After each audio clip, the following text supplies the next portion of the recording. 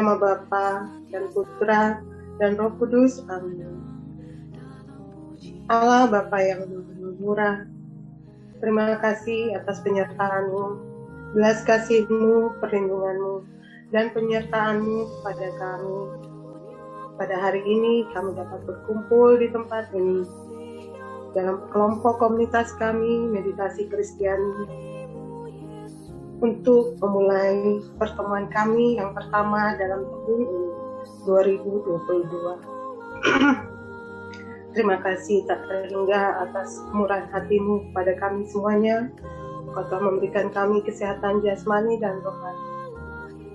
Kini malam hari ini kami kembali berkumpul. Kiranya Engkau berkenan untuk menyertai kami, membuka hati dan pikiran kami, agar kami boleh dapat menerima seluruh pengajaran pada malam hari ini. Curahkanlah Roh Kudus-Mu ke dalam hati kami, agar apa yang akan kami terima pada malam hari ini dapat berguna, dapat kami terapkan, dan kami jalankan dalam kehidupan kami sehari-hari. Kami juga ingin mendoakan bagi saudara-saudari kami yang pada hari ini, pada malam hari ini berhalangan hadir oleh karena sesuatu dan lain hal. Kami mohon kepadamu, kiranya Bapa juga menyertai mereka, agar kami dapat berkumpul kembali pada pertemuan yang akan datang. Kami juga mohon kiranya Engkau menyertai seluruh perangkat elektronik kami, sehingga seluruh pertemuan kami pada malam hari ini dapat berjalan dengan lancar. Amin. Kemuliaan kepada Bapa dan Putra dan Roh Kudus, seperti pada permulaan, sekarang, selalu, dan sepanjang segala abad. Amin. Demi nama Bapa dan Putra dan Roh Kudus. Amin. Bacaan pada malam hari ini diambil dari Yesaya bab 60 ayat 1 sampai 6. Bangkitlah dan jadilah terang, hai Yerusalem. Sebab terang keselamatanmu sudah datang. Allah menyinari engkau dengan kemuliaan. Bumi diliputi kegelapan, bangsa-bangsa ditutupi kekelaman, tetapi terang Tuhan terbit di atasmu. Cahaya kehadirannya menjadi nyata di atasmu. Bangsa-bangsa datang duyun-duyun ke terangmu. Raja-raja tertarik oleh cahaya yang terbit bagimu. Lihatlah apa yang terjadi di sekelilingmu. Rakyat berhimpun untuk pulang kepadamu. Anak-anakmu laki-laki datang dari jauh. Anak-anakmu perempuan digendong. Melihat itu engkau heran dan wajahmu berseri. Engkau terharu dan berbesar hati. Harta bangsa-bangsa dibawa kepadamu, kekayaan dari seberang laut melimpahimu. Negerimu dikerumuni banyak unta, mereka datang dari Midian dan Eva. Dari Sheba orang membawa emas dan kemenyan sambil memuji perbuatan Tuhan. Demikian sabda Tuhan.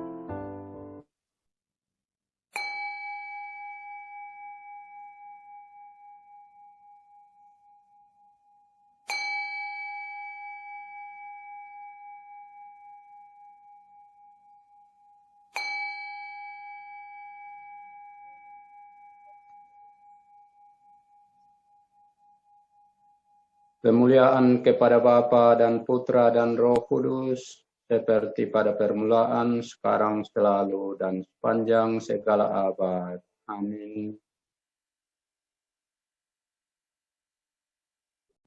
Surat 44, Tradisi Kontemplatif. Fakta bahwa meditasi, doa kontemplatif, aslinya adalah Kristiani dapat juga dilihat dari fakta bahwa dalam banyak tradisi Kristiani, doa hening membentuk pusat penyembahan. Dalam tradisi Karmelit, Peste Teresa Avila dalam 20 tahun pertama perjalanan spiritualnya sangat dipengaruhi oleh sebuah buku devosi yang terkenal saat itu yang berjudul Abjad Spiritual Ketiga, ditulis oleh Francisco de Osuna, seorang rahib Fransiskan, yang menganjurkan berdoa dengan mengulang sebuah frasa rohani.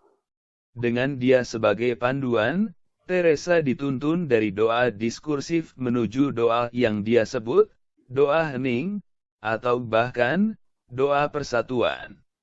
Jalan doa ini bercirikan dengan meningkatnya kedalaman keheningan dan ketenangan batin. Inilah jalan untuk membuka hati pada Allah dalam doa. Doa Yesus, yang mulai dikenal di Barat pada abad ke-19 melalui sebuah buku yang menyenangkan yang berjudul Jalan Peziarahan, dengan penulis anonim, merupakan kelanjutan dari tradisi doa dalam Gereja Kristen Ortodoks Timur yang dikenal sebagai doa hati. Sekali lagi penekanannya pada pengulangan sebuah frasa doa yang menuntun pada keheningan batin dan kesendirian. Baik tradisi ini maupun tradisi yang ditemukan kembali oleh John Main bagi kita dalam tulisan-tulisan Yohanes Cassianus berdasarkan pada ajaran-ajaran Bapa Padang Gurun Evagrius Ponticus merupakan sumber dan inspirasi penting bagi kedua tradisi tersebut. Pada abad ke-14 di Inggris ada The Cloud of Unknowing, sekali lagi oleh pengarang anonim, yang menganjurkan cara berdoa yang sama. Dia menekankan, menembus hati Allah panah kasih yang menyala. Untuk itu sekali lagi kita perlu memfokuskan seluruh kasih dan perhatian kita pada satu kata. Dia menganjurkan kita menggunakan satu kata dengan satu suku kata seperti Allah atau kasih yang mengungkapkan maksud yang ada di hati kita. Gerakan Centering Prayer oleh Thomas Keating terinspirasi dari buku ini. Pengarang The Cloud of Unknowing mengungkapkan latar belakang semua pengajaran tradisi mistik Kristiani, yaitu kita harus melepaskan pikiran dengan berfokus pada kata kita, lekatkan pada pikiranmu sehingga akan tetap berada di sana apapun yang terjadi. Atau seperti yang selalu John Main katakan, ucapkan saja mantramu. Semua pembimbing rohani yang telah disebut merupakan bagian dari yang disebut tradisi mistik, via negativa. Allah tidak dapat diketahui dan diungkapkan bagi kekuatan penalaran akal kita yang terbatas. Oleh karena itu kita perlu melepaskan pikiran, semua pikiran, baik itu tentang hal-hal duniawi maupun hal-hal rohani, untuk menjadi lebih terbuka pada Dia, untuk mendengarkan secara mendalam, suara kecil yang tenang. Penekanannya adalah pada kasih, pada pengulangan doa Anda dengan kasih dan dengan setia.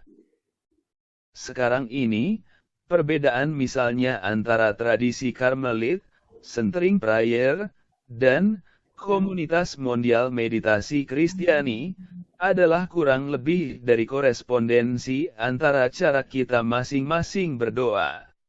Kita bisa mengambil inspirasi dari sumber-sumber yang berbeda, tetapi kita semua terlibat dalam menghubungkan kembali orang pada jalan spiritual dengan cara berdoa yang otentik, yang membawa kita pada keheningan dan kesadaran akan hadirat Allah di dalam hati kita. Kim Nataraja.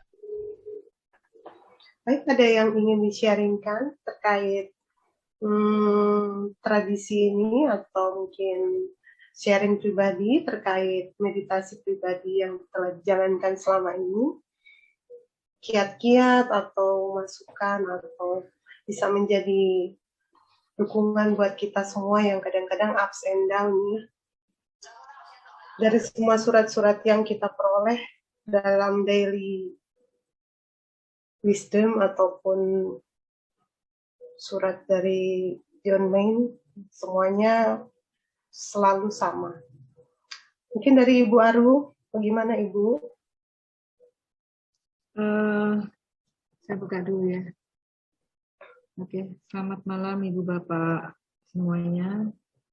Syukur kepada Allah karena kita dipertemukan di awal tahun baru ini dengan kondisi sehat, semangat yang baru, mungkin juga keputusan yang baru bagi yang baru untuk menekuni kembali meditasi Kristiani, mendengar kehendak Tuhan dalam hidup. Secara pribadi, saya memang sudah mengenal meditasi lama sekali. Ketika saya masih remaja, bahkan sempat bertunangan.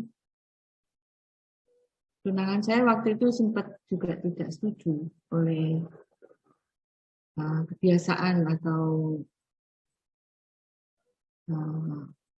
hal yang saya sukai dengan keheningan.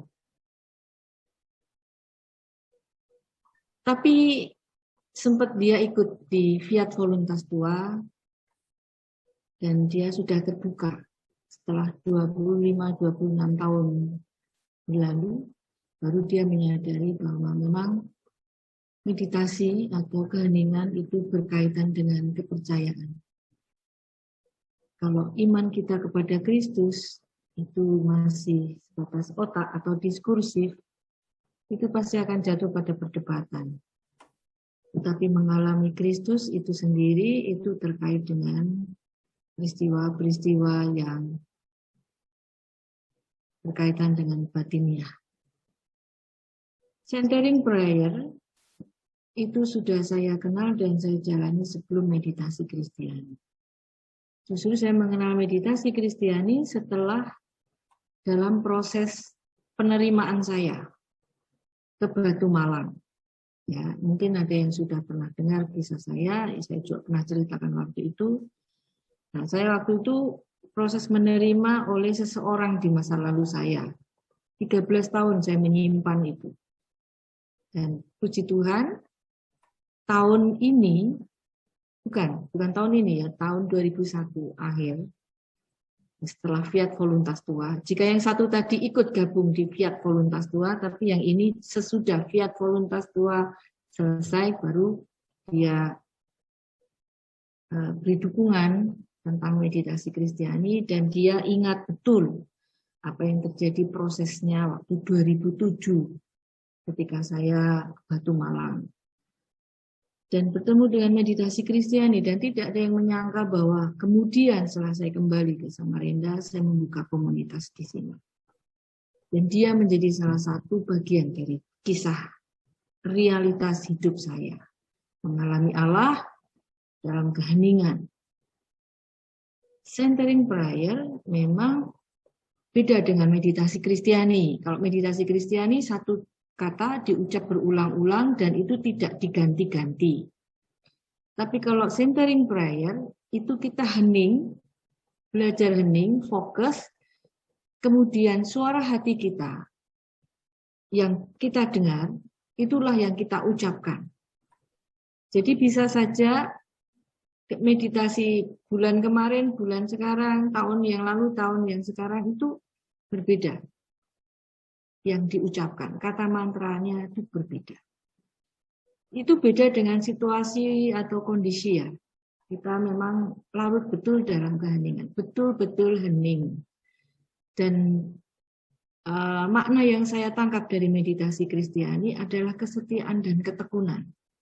Kalau centering prayer, waktu itu saya tidak bertekun betul-betul pagi dan malam, Tapi saya menjalani itu bila saya tidak mengalami kesibukan rutinitas pekerjaan. Jadi kalau meditasi Kristiani itu kan bila jam meditasi kita tetap bisa melakukannya meskipun kita bekerja. Kalau kita tidak bekerja, kita duduk diam di ruangan yang kita sudah tentukan untuk meditasi. Tapi kalau centering prayer itu bisa sehari sekali. Bisa beberapa hari cuma sekali saya meditasi. Jadi sesuai dengan dorongan, sesuai dengan gerakan. Dan itu tidak ada muatan ketekunan. Kalau meditasi Kristiani ditekankan bertekun. Jadi seperti tetesan air di atas batu yang semakin lama tetesan itu akan membuat lubang pada batu tersebut. Jadi kelembutan, ketekunan, kesungguhan itu diterapkan karena sebagai seorang murid kita wajib untuk terus-menerus belajar untuk mendengar dari keheningan itu. Nah, berbeda lagi. Jadi ini merupakan satu muatan, bisa dibilang kemajuan, tapi juga bisa menjadi satu tambahan pengetahuan bagi saya. Saya juga menganut centering prayer, tapi juga sekaligus bertekun untuk setia meditasinya. Bagaimana untuk dengan kata mantranya? Apakah saya Maranatha? Itu tidak penting. Bagi saya, setiap kali sharing, saya tidak selalu menjawab apa yang dipertanyakan. Ibu menggunakan bahasa Maranatha atau Yesus atau Talikan, tidak penting. Apa yang menjadi pilihan saya tidak penting bagi yang lain. Yang terpenting adalah pilihan masing-masing dalam menekuni meditasi Kristiani.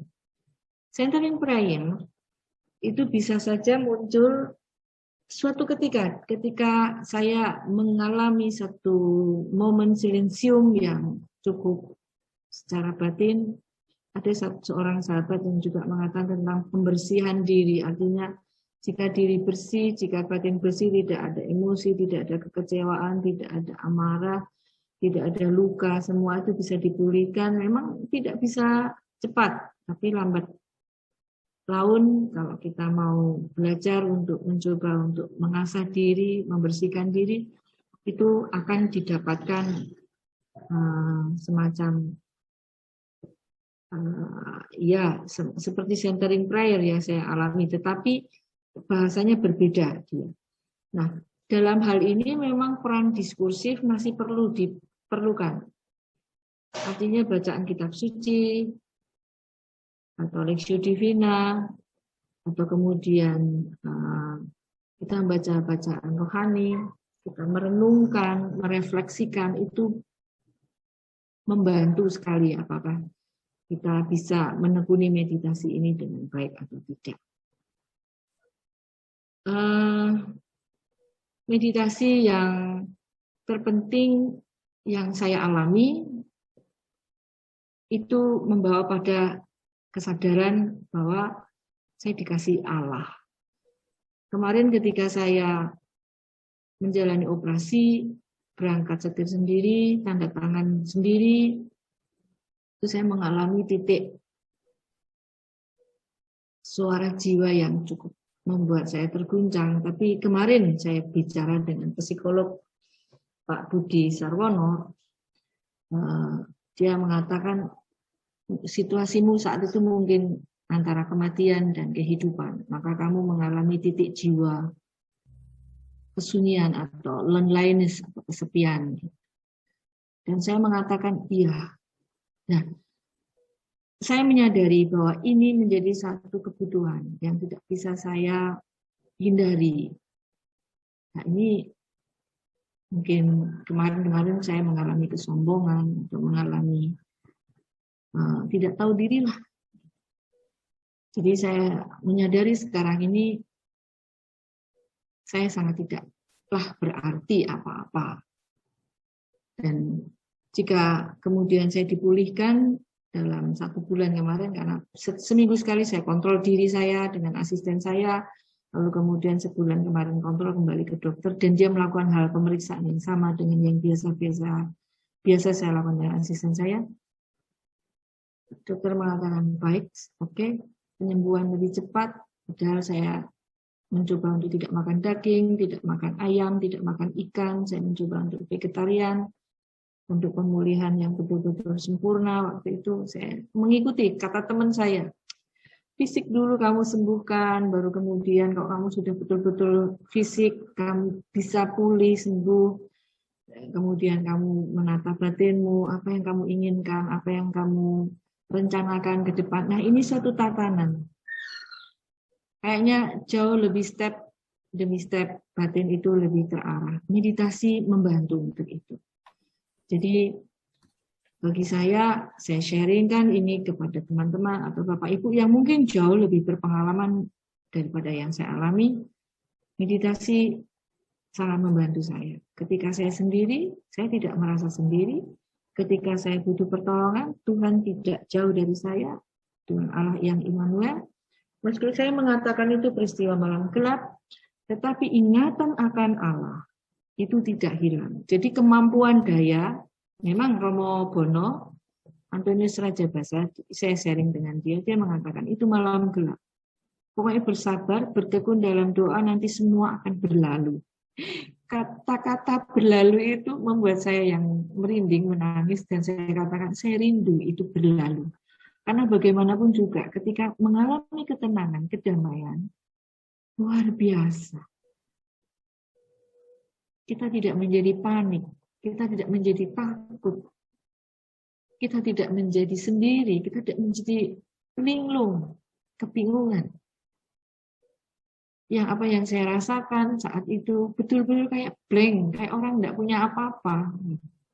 Tapi kemudian seorang teman menyadarkan, ayo jangan terlalu keburu untuk batinmu, fisikmu dulu.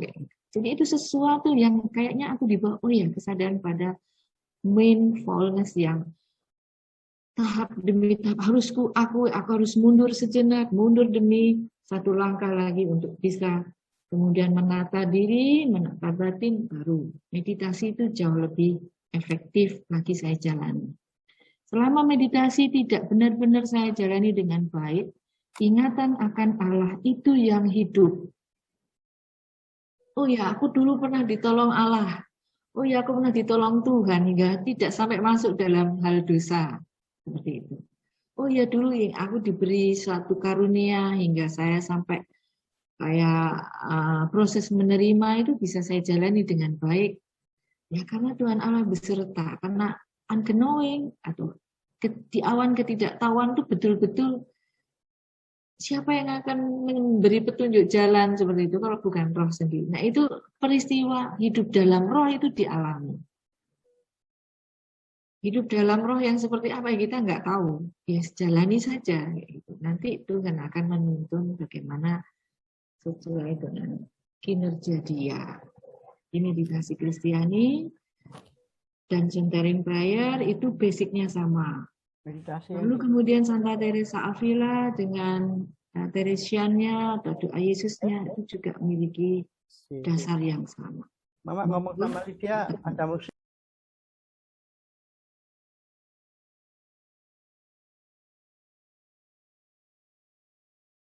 Ditekuni mana yang sekiranya itu sesuai dengan batin kita, lalu kita akan menemukan yang Tuhan kehendaki dalam diri. Demikian sharing saya. Mohon maaf jika panjang. Monggo yang lainnya, mungkin ada yang mau sharing. Ya, Ibu Bapak silakan.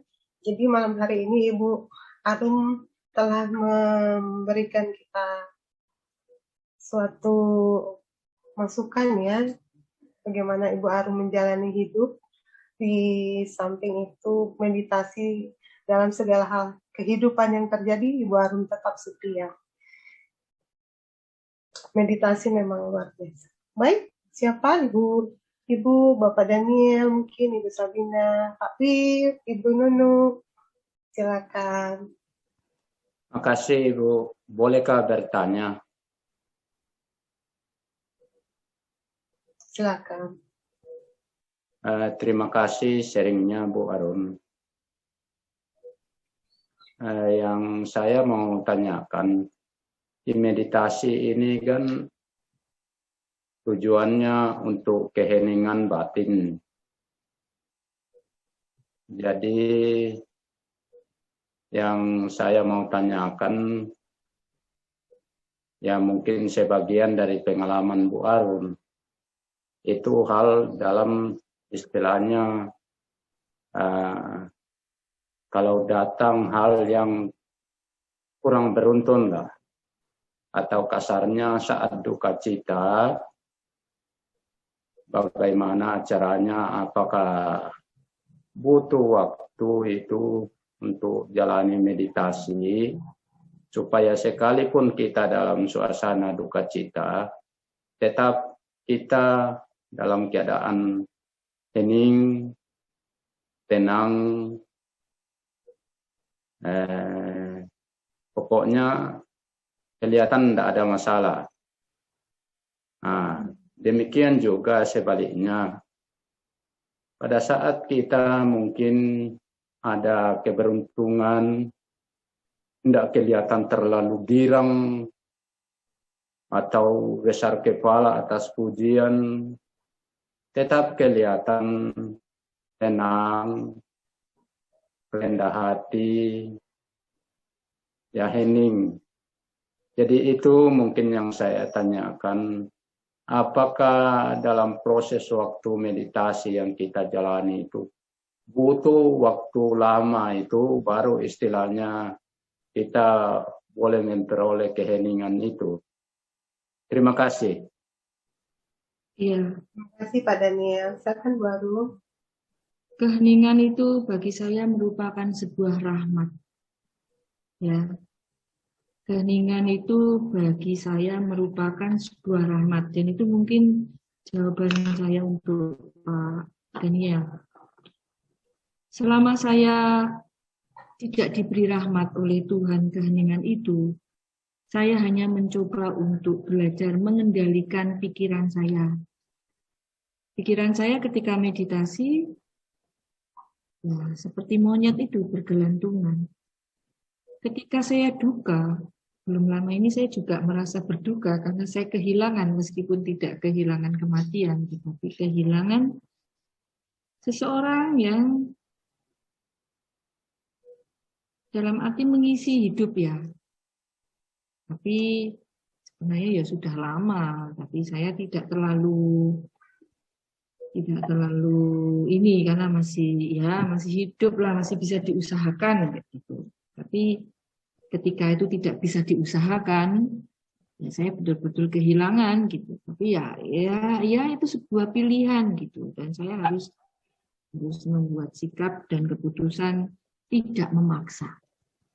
Diri membuat bebas dan merdeka atas segala keinginan, baik itu kedukaan maupun kesenangan, keberuntungan, atau dibilang sukacita ya segala macam. Kita maunya konsisten untuk tetap tenang, untuk tetap bisa hening. Gitu. Saya rasa itu juga manusiawi jika kita akan mengalami euforia yang berbeda. Kita akan mengalami kalau saat duka kita menangis, nggak bisa konsen waktu meditasi. Ya, saya juga alami itu, cuman nangis tok sepanjang meditasi setengah jam tuh nangis tok gitu. Meskipun kita belajar konsisten ngomong Yesus atau Maranatha, tapi meleleh air mata ini. Atau pada saat kita senang, ya karena seperti kita dapat hadiah begitu, kita loncat-loncat seperti anak kecil yang kegirangan karena diberi permen. Ya kita sewajarnya saja. Saya katakan sewajarnya karena pengalaman saya ya tidak bisa dibuat-buat. Artinya orang berduka suruh tersenyum ya tidak bisa.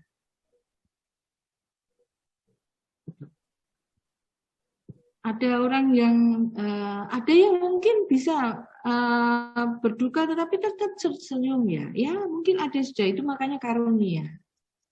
Keheningan karunia. Kekuatan karunia. Kesabaran, ketabahan itu juga karunia. Buah-buah roh itu karunia. Bukan hasil upaya kita. Apakah meditasi sebentar atau meditasinya lama itu akan membuahkan? Ya, itu tergantung dari si pemberi buah tersebut, yaitu Tuhan Allah sendiri. Tapi saya yakin Allah beserta kita. Kita saja yang tidak menyadari. Kalau kita mengalami kedukaan, itu ada arti, ada manfaatnya supaya kita sadar, ingat bahwa semua harus kembali kepada Dia, si pemilik kehidupan ini.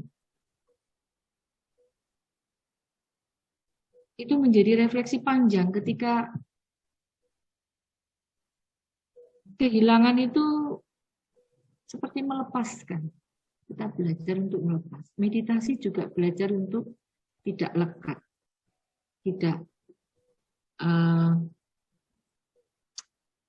tidak memiliki kelekatan itu terhadap sesuatu yang kita alami. Bertekun meditasi pagi dan malam meskipun dalam situasi menyenangkan atau tidak menyenangkan, itu tetap harus konsisten dilakukan Pak Dani.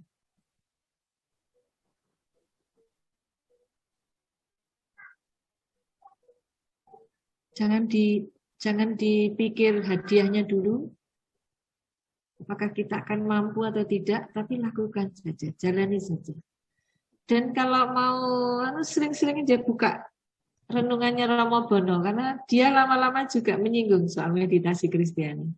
Lama-lama juga dia sering juga menyebut tentang Mazmur 47 ya. Tentang diam dan ketahuilah Allah. Dia sering kali menyebut itu. Karena saya sering 46 ayat 11. Karena ya puji Tuhan, renungan dari Romo Bono banyak yang nyangkut. Jadi kita pakai untuk hari-hari menjalani hidup kita. Demikian Pak. Gimana Pak Daniel? Makasih banyak. Kalau ada yang kurang jawaban saya ya mohon dimaafkan. Saya berdasarkan pengalaman saya saja. Makasih banyak. Ibu Nunu. Selamat malam Bu, masih blank. Cuman yang jelas selama saya mengikuti meditasi ini segala sesuatunya itu apa ya, tenang gitu. Kita menghadapi sesuatu apapun itu bisa tenang. Seperti kemarin akhir tahun itu saya menghadapi sesuatu yang persoalan yang sungguh luar biasa. Sepertinya itu kalau menurut saya itu sesuatu yang mustahil untuk saya mendapatkannya gitu. Ternyata itu bisa saya dapatkan meski tidak 100% dapat gitu. Dan saya juga kebetulan tadi pagi itu saya masak gitu karena ada pertemuan dari kami pensiunan RRI itu, kebetulan kami itu masak itu kompor itu begitu nyala besar sekali, saya tuh kaget gitu. Sudah di dalam ruangan tapi saya cuma bilang mas itu aja gitu. Itulah saya bisa menikmati hasil meditasi itu meskipun saya tuh tidak begitu rajin ya, tapi Tuhan memberikan saya sesuatu yang sungguh luar biasa bagi saya. Terima kasih. Baik, terima kasih banyak Ibu Nunu. Pak De mungkin mau nambah pengalaman sharing Pak De ini. Aku sebentar aja. Kalau aku sih ya, beberapa hari ini kok yang namanya bel meditasi kok terngiang-ngiang ya di kepala saya ya. Kok bukan Maranatanya yang Kenapa Pak De? Yang terngiang-ngiang, tapi bel. 3 kali bel itu kalau bahasa Jawanya kerungu-kerunguan. Apa ya kerungu-kerunguan. Jadi kadang-kadang kalau perasaan sepi gitu kok ada suara bel Itu namanya rungon-rungonen, Pak. Rungon-rungonen Rungon-rungonen. ya, Iya. rungon-rungonen. Itu. Maksud saya kok bukan Maranatanya yang rungon-rungon, tapi kok belnya ya yang rungon-rungon. Mungkin Bapak Ibu ada yang begitu atau enggak ada ya? Monggo silahkan. Mungkin itu panggilan-panggilan halus itu Pak D untuk Meditasi, mengingatkan ya. mungkin. Disuruh meditasi kali ya. Iya, sentuhan-sentuhan seperti itu kadang kita tidak tahu ya. Tapi padahal belum waktunya meditasi itu. Iya, itu sebagai kayak pengingat untuk sesuatu hal itu biasanya. Itu. Kalau di saya Bu ya sekedar sharing. Iya Pak Wi. Saya kadang kan berapa kali bilang kalau meditasi lebih sering berserah diri. Nah, saya pikir terus dengan cukup meditasi dengan cara sederhana seperti itu cukup maksudnya. Tidak perlu, kan sering sekali itu dapat kiriman bacaan baik dari Pak Basuki maupun dari grup yang lain. Kadang saya baca, kadang enggak. Jadi merasa sepertinya terlalu banyak tahu, malah bingung. Apakah lebih baik meditasi dengan cara sederhana berserah diri saja, dan itu dirasa cukup. Tapi ternyata kadang membaca-baca ulang kembali, termasuk seperti pembacaan yang surat ke-44 malam ini, juga cukup sepertinya menyadarkan, oh ternyata masih banyak hal yang ternyata harus kita pelajari. Tidak hanya cukup dengan cara sederhana berserah diri itu. Itu sih kira-kira Bu. Jadi jangan bosan-bosan juga untuk membaca. Kalau setiap kali ada kiriman kadang mungkin mengingatkan kita untuk sesuatu hal dalam hidup kita ataupun mungkin dalam meditasi kita seperti itu. Ya kadang juga ada suara-suara bel ya kok didengerin juga. Ya toh, jangan diabaikan, berarti itu panggilan untuk meditasi. Gitu. Loh, kok ada yang ketawa? Kayaknya agak sadar jadinya. Begitu Bu, kira-kira. Betul. Betul sekali ya Pak Wi. Kita semua pasti pernah mengalami hal-hal seperti itu ya. Betul. Kalau saya kok sepertinya ya Bu ya. Sepertinya sering banyak kekeringannya, malam gelapnya. Kenapa Ibu bisa bilang begitu? Ya itu sering banyak malam gelapnya ini. Mungkin karena sering ya Bu Nunu ya. Karena keseringan jadi ada rasa bosan kah mungkin gitu maksudnya. Enggak Pak, sepertinya gersang gitu loh Pak. Kadang seperti Bu Arum. Seperti kata Bu Arum tuh mungkin sepanjang meditasi itu cuma nangis tok. Iya. Kalau Ibu Nunu bilang soal gersang itu ya, saya pernah sharing ke Romo Siri waktu itu. Pada awal-awal itu saya mengalami kekeringan rohani ya. Sekitar awal tahun 2000-an itu masih masa-masa perkuliahan itu.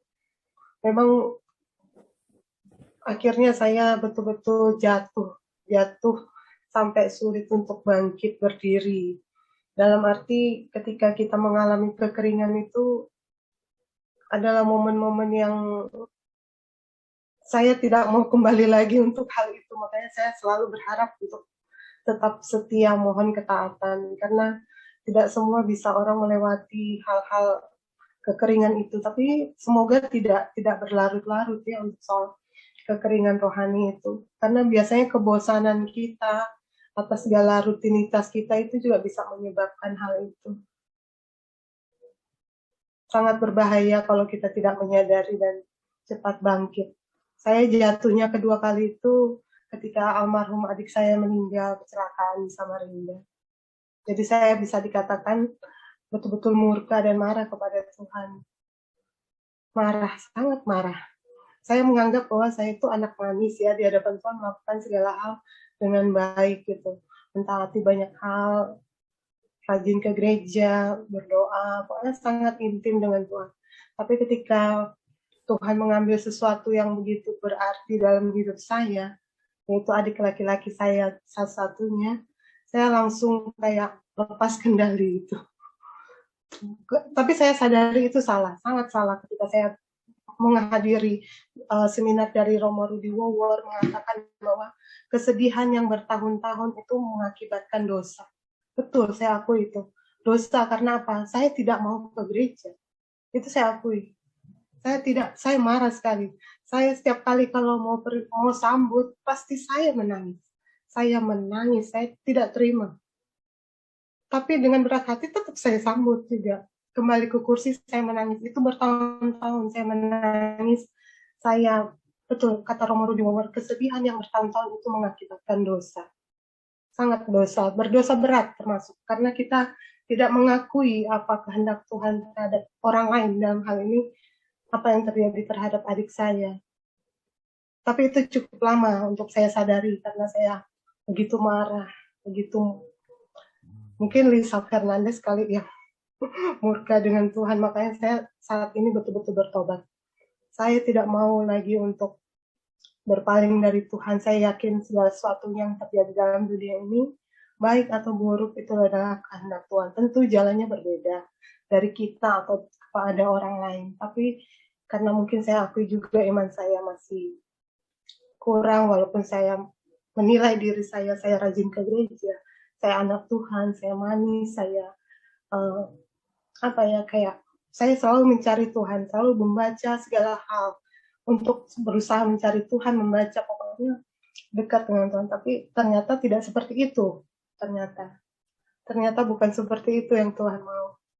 Bahwa saya harus menerima hal lain, bahwa saya harus memahami kelekatan terhadap duniawi, terhadap adik saya kan milik Tuhan gitu ya, yang ada di dunia ini.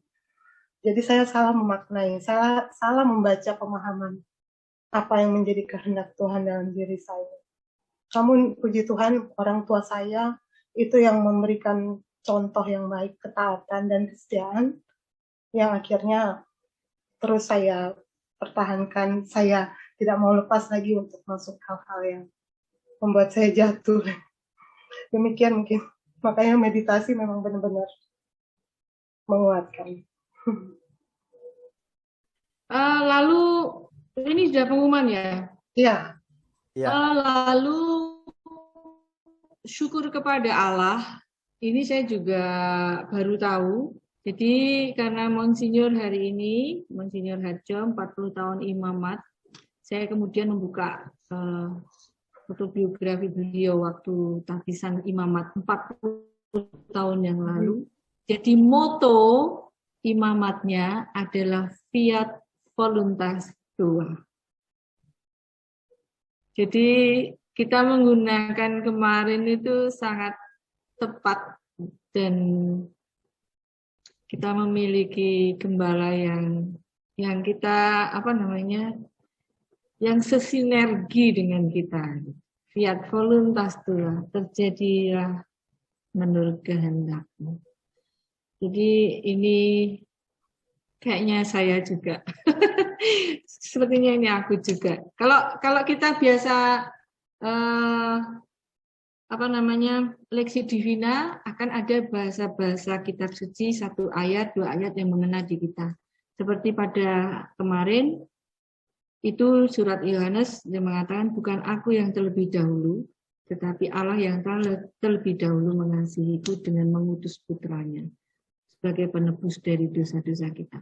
Itu kalau mau saya sharing, itu awal saya bisa bahasa roh.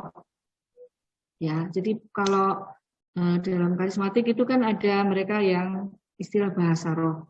Nah, waktu di Surabaya di MKRKZ itu ada pertanyaan umat yang mengenai bahasa roh meditasi Kristiani, apakah sama dengan bahasa roh yang mereka dari karismatik. Nah, lalu saat itu saya menghubungi Suster Sisilia Putri Karmel. Saya karena dekat dengan mereka, saya telepon, Suster ajari aku, gitu. Saya bilang gitu. Kamu datang aja, ikut aja retret awal gitu. Aku perlukah ikut retret awal, saya gitu. Datang aja kayak gitu. Oke.